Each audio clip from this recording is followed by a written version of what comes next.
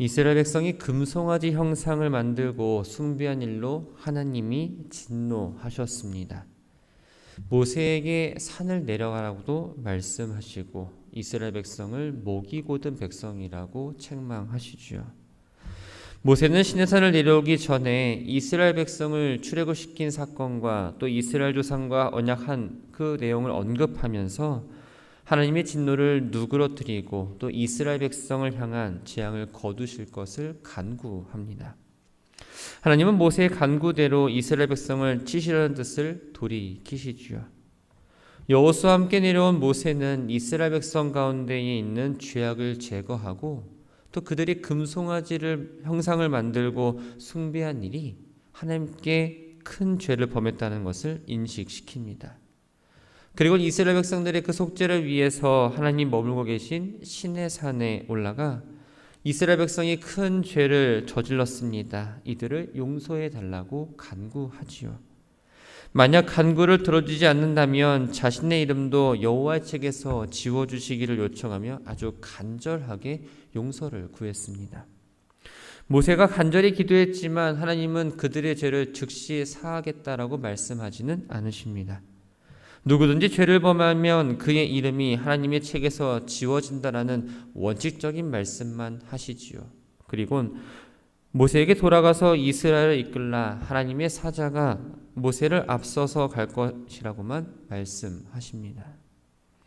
모세가 이스라엘 백성들을 위해서 기도함으로써 일단은 하나님의 진노를 피할 수 있었습니다. 하지만 하나님께서 그 진노를 완전히 거두셨던 건 아니었지요.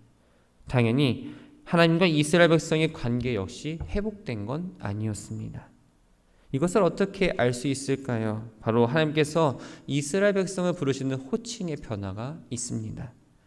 출애굽기 20장 2절을 보면 이전에 하나님은 나는 너를 애굽 땅 종되었던 집에서 인도하여 낸 내 하나님 여호와라고 말씀하십니다. 그리고 내 백성이라는 표현도 사용하셨지요.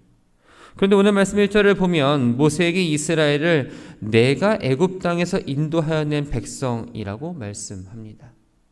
하나님은 더 이상 이제 이스라엘을 자신의 백성이라 말하지 않으시고 모세의 백성이라고 말씀하고 있습니다. 이스라엘이 하나님께 죄를 범했지만 하나님은 이스라엘 향한 그 약속을 바꾸지는 않으셨습니다.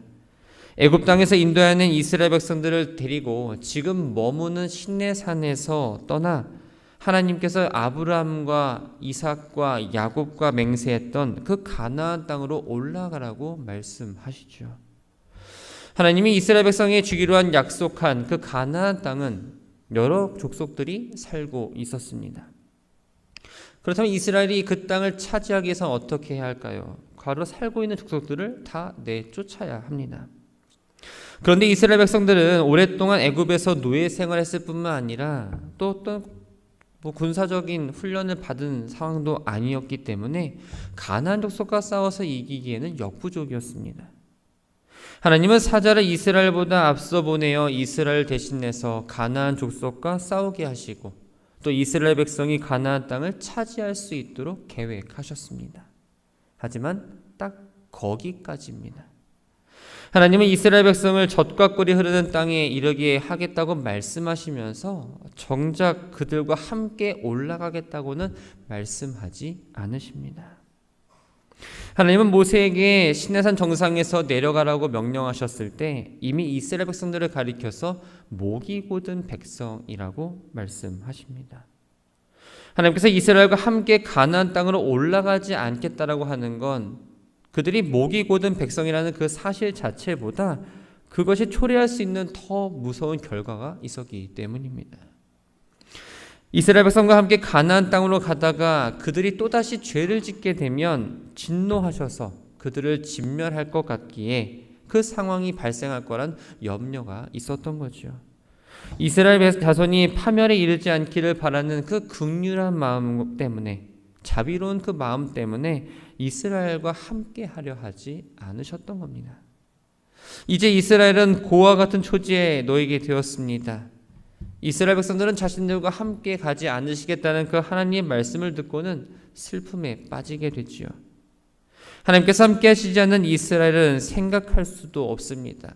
지금 아주 광야라는 어려운 상황 가운데에서 하나님의 인도가 절실하게 필요한데 자신들과 단절하겠다는 선언은 이스라엘 백성들에게는 가장 최악의 소식이었던 겁니다. 하나님의 준엄한 말씀을 들은 이스라엘 백성들은 한 사람도 자기 몸을 단장하지 않았습니다. 왜 그럴까요? 하나님은 모세에게 이런 말씀을 하셨습니다. 5절을 보면 너희는 목이 곧은 백성인즉 내가 한순간이라도 너희 가운데 이르면 너희는 진멸하리니 너희는 장신구를 떼어내라. 그리하면 내가 너희에게 어떻게 할 것인지 정하겠다. 이스라엘 백성은 하나님께서 자신들의 몸에 지니고 있던 장신구를 제거하라고 직접 명령하신 것에 대해서 철저하게 순종하는 모습을 보인 겁니다. 그들이 착용했던 귀걸이, 팔찌, 또 발목걸이 등 이러한 장신구들은 우상을 숭배하는 그 애굽 땅에서 가져 나온 겁니다. 이것들은 우상의 문양이 새겨져 있기 때문에 우상 숭배와도 직접적인 관계가 있었던 거죠. 다시 말하면 이 장신구를 떼어내라라는 것은 바로 그 죄악을 벗어 던져내라라는 명령과 같았습니다. 또한 고대 사회에서 장신구를 몸에 제거하는 건 바로 슬픔이나 회개를 의미합니다. 이스라엘 백성들은 자신들이 저지른 그 죄에 대해서 회개하고 하나님과의 관계가 회복되고 더불어서 자신들과 다시 가나안 땅에 동행해 주실 것을 간절히 기대하는 그 마음으로 착용했던 장신구들을 모두 제거하는 것으로 나타내었던 거죠. 모세는 하나님이 함께하지 않으면 무의미하다는 사실뿐 아니라 가나안 정복이 불가능하다는 것도 잘 알고 있었습니다. 그렇다면 이 모세가 백성과 하나님 사이에서 어떤 역할을 감당해야 했을까요? 7절을 보면 모세가 항상 장막을 취하여 진 밖에 쳐서 진과 멀리 떠나게 하고 회막이라 이름하니 여호와를 앙망하는 자는 다 진밖 회막으로 나아갔다라고 말합니다. 여기서의 회막은 26장에서 하나님이 설계하신 대로 만들어질 성막이 아닙니다.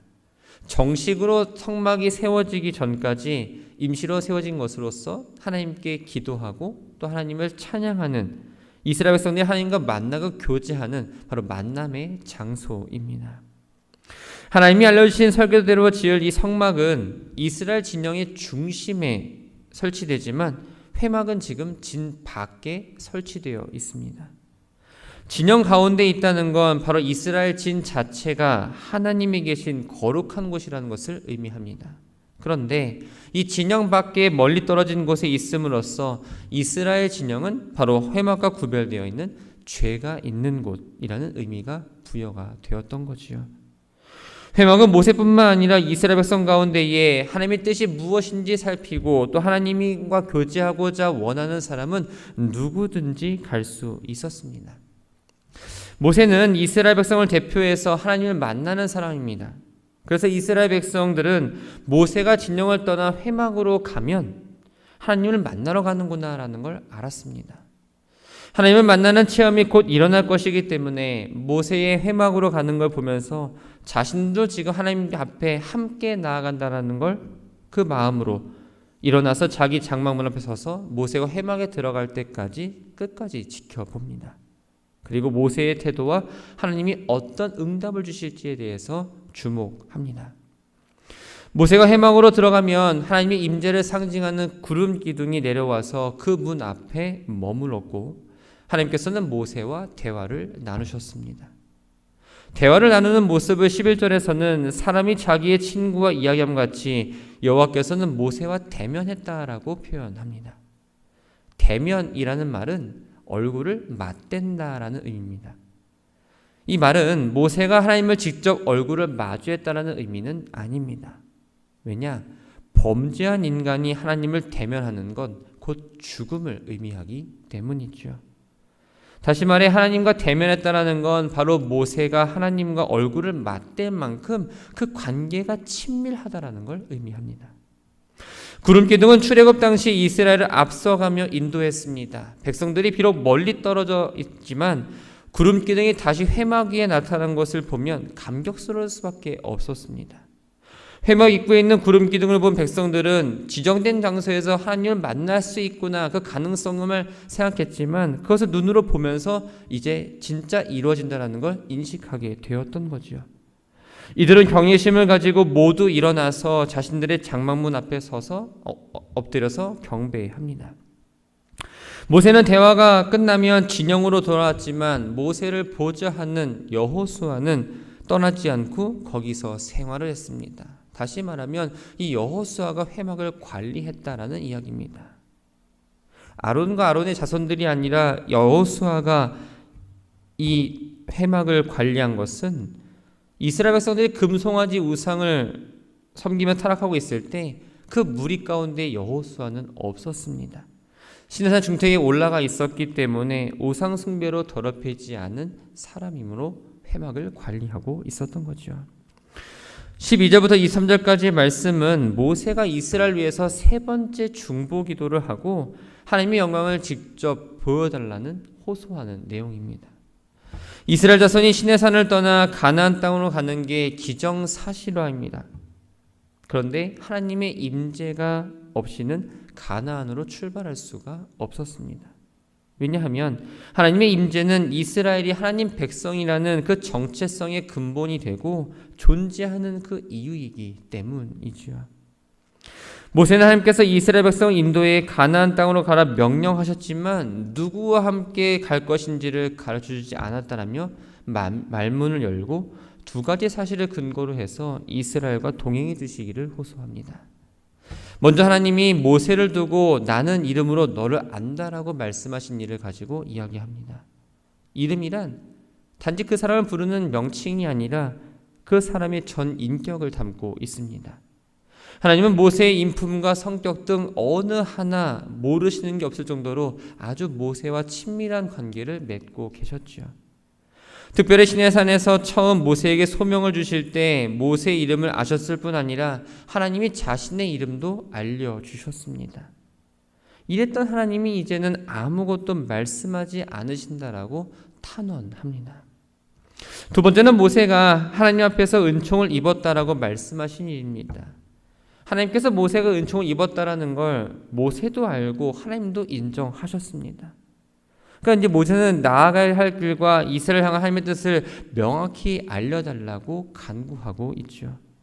결정적으로 가장 중요한 금송아지 숭배 사건으로 인해 하나님과 언약관계를 파경으로 몰고 갔던 이스라엘 백성을 용서하시고 하나님 백성으로 끝까지 붙잡아 주시기를 아주 간절하게 요청하고 있습니다. 모세는 하나님께 간절히 기도합니다. 하나님이 함께하지 않으면 이스라엘 백성의 가나안 입성은 아무런 의미가 없기 때문입니다. 모세의 간절한 기도를 들으신 하나님은 스스로 하신 약속을 지키시는 그 신실하심을 보여주십니다. 이스라엘과 함께 하셔서 모세의 짐을 가볍게 해주시겠다고 말씀하시죠. 모세는 이스라엘과 함께 가시겠다는 하나님의 말씀을 듣고 앞으로도 계속 동행해 주시기를 간구합니다. 하나님이 함께하지 않으면 가나안에 올라가는 것도 아무런 의미가 없기 때문에 차라리 그곳에 올라가지 않게 해달라고 이야기합니다. 모세는 이스라엘이 이스라엘 되는 유일한 이유는 하나님이 그들과 함께 하신다는 것을 함께 하시기 때문이라는 것을 정확히 알고 있었던 거죠. 하나님이 함께 하시지 않는 하나님 백성은 있을 수가 없습니다. 그래서 하나님 백성인지 아닌지를 구분하는 방법은 바로 오직 그 사람이 하나님과 함께 있느냐 없느냐입니다. 그래서 하나님은 항상 이스라엘 향해서 하나님의 거룩감을 따라 거룩하게 살도록 명령하셨지요. 모세는 이러한 사실에 근거해서 하나님이 항상 이스라엘과 함께 하셔야 된다고 요청합니다. 이것을 우리의 삶에 한번 적용해 볼까요? 그리스도인이라는 정체성도 마찬가지입니다. 도덕적으로 자질을 갖추고 있고 종교적인 행동을 하고 외적으로 드러나는 행실이 그 사람을 그리스도인이라고 구분하는 게 아니라는 겁니다. 오직 성령 안에서 그리스도와 함께 하는 것, 주님 안에 함께 거하는 게 바로 그 구별된 그리스도인의 모습입니다. 하나님은 모세의 간구를 모두 들어주시겠다고 응답하십니다. 이것은 이스라엘과 이제 하나님 사이의 관계가 회복되었다, 정상적으로 가고 있다는 것을 의미합니다. 하나님으로부터 대답을 들은 모세는 하나님의 영광을 보여달라고 이야기합니다. 하나님의 약속에 대해서 확실한 증거를 요구하고 있는 거죠. 지금까지 보았던 하나님의 영광들은 구름, 불, 우레소리와 같이 간접적으로 나타나는 것들이었습니다. 그런데 하나님께서 직접 나타나서 영광을 보여주신다면 보다 하나님이 친히 우리와 함께 하신다는 것을, 그 약속에 대해서 확신을 가질 수 있다고 생각하기 때문에 하나님의 영광을 직접 보기를 원했던 겁니다. 모세는 실제적인 모습을 보여달라고 했지만 하나님은 자신의 속성, 인품 등을 통해 어떤 분이신지는 알려주지만 내 얼굴을 보지 못한다라고 이야기합니다. 앞서 말씀드린 대로 부정한 인간이 하나님을 마주하는 것, 즉 하나님의 거룩한 성품을 훼손하는 행위이고 그 결과는 죽음이기 때문입니다. 하나님은 모세에게 내 가까운 곳에 바위가 있으니 그 반석 위에 서라라고 말씀합니다. 성경에서 반석은 바로 하나님을 가리킵니다. 하나님은 자기 백성을 보호하는 피난처이자 구원하는 능력이 있는 분이라는 것을 의미합니다. 모세를 반석 틈에 두신 것도 모세가 하나님의 영광을 보고 화를 당하지 않도록 보호해 주시기 위해서였습니다. 영광이 지나가면 손을 떼시는데 그때 볼 수 있는 건 하나님의 얼굴이 아니라 하나님의 뒷모습, 그 하나님의 영광이 비친 그림자뿐입니다. 인간은 거룩하신 하나님의 영광을 감당할 수 없기 때문이지요. 그 그림자를 통해서 우리는 충분히 하나님의 영광을 바라볼 수가 있습니다. 말씀을 정리합니다. 모세가 회막에 들어가면 하나님의 임재를 상징하는 구름 기둥이 그 회막문 앞에 머물렀고, 모세는 마치 친구와 만나 이야기하듯이 하나님과 친밀하게 대화하는 특권을 누렸습니다. 우리는 기도를 하나님의 대화라고 말합니다. 이 대화라는 건 혼잣말이 아니라 상대방과 주고받는 형식을 취합니다. 그런데 우리가 하나님을 향한 기도는 어떤가요? 하나님께 대화한다라고 말하지만 일방적으로 요구하거나 아니면 나는 하나님 이렇게 할 겁니다라고 어떠한 통보, 선언의 경우가 많지는 않으신가요? 내 말만 하고 일방적으로 쏟아내고서는 하나님 말씀은 듣지 않고 기도를 마칩니다. 이것은 결코 하나님과 바른 교제의 자세는 아닌 거죠. 사람 간에 교제할 때에도 자신의 말만 일방적으로 하면 예의에 어긋난다라고 이야기합니다. 또 어른이나 윗사람과 대화할 때는 보통 자신의 말은 적게 하고 어른 혹은 윗사람의 말을 듣는 것이 예의 있는 태도라고 우리는 알고 있습니다. 하물며 전지전능하신 하나님 앞에서 자기 말만 하고 그 자리를 떠난다면 잘못된 게 아닐지요. 하나님 앞에 거짓 없이 자신의 모든 것을 내려놓고 허심탄회 이야기할 수 있어야 합니다. 또 그렇게 해야 합니다. 그런데 여기서 끝나는 게 아니라 하나님이 하시는 말씀을 들어야 한다는 거죠. 하나님은 우리에게 여러 가지 방법으로 말씀하십니다. 대개 성경 말씀을 통해서 말씀을 많이 주시죠. 우리가 진정 하나님과 바른 교제를 원한다면 기도를 하고 또한 말씀 읽기가 함께 이루어져야 합니다. 기도하면서 내 생각과 나의 바램과 사정을 아뢰고 또한 주신 말씀을 읽고 들으면서 그 속에서 말씀하시는 하나님의 음성을 들어야 한다는 겁니다. 하나님과 진솔한 대화하는 삶을 살아갈 때 우리는 진짜 하나님과 친밀한 관계를 유지할 수 있습니다. 하나님과 막힌 관 없이 늘 동일하게 주시는 은혜를 먹으면서 살아갈 수 있게 됩니다. 우리는 많은 기도의 제목을 가지고 하나님께 아뢰입니다. 내 할 말만 하고 자리를 일어나는 일방적인 요구와 선언이 아니라 하나님과 대화하는 시간을 갖기를 바랍니다. 대화를 통해서 낙심되었던 내 마음이 위로받고 하나님의 음성을 들으면서 새 힘을 얻고 회복이 되고 또한 주시는 그 평안함과 담대함으로 오늘 하루를 믿음의 길을 잘 걸어가는 우리 모두가 되기를 주님의 이름으로 축원합니다.